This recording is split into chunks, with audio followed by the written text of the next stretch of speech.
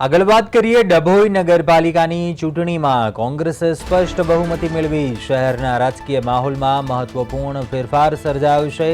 36 બેઠકોમાંથી કોંગ્રેસે 21 બેઠકો જીતતા સત્તા સ્થાપનનો માર્ગ સરળ બન્યો છે, જ્યારે ભાજપને 15 બેઠકો સાથે સંતોષ માનવો પડ્યો છે।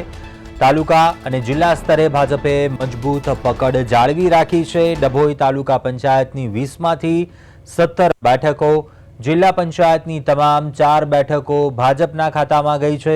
પરિણામોમાં કેટલીક ચોંકાવનારી ઘટનાઓ પણ સામે આવી, જેમાં ભૂતપૂર્વ પાલિકા પ્રમુખ બિરેન શાહનો પરાજય ભાજપ માટે મોટો ઝટકો માનવામાં આવી રહ્યો છે।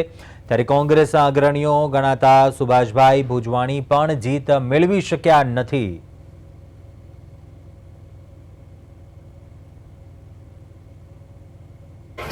નગરપાલિકામાં તમે બધા જ જાણો છો કે ડભોઈ નગરમાં 70% લઘુમતીઓની વસ્તી છે।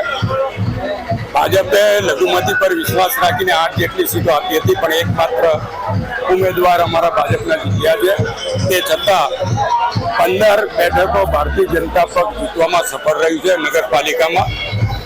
સાથે જ ડભોઈ તાલુકા પંચાયતમાં 20 સીટમાંથી 17 સીટો પર ભારતીય જનતા પક્ષનો વિજય થયો છે, એટલે માત્ર 3 સીટ કોંગ્રેસને મળી છે અને જિલ્લા પંચાયતની 4 બેઠકો પર ભાજપનો વિજય થયો છે।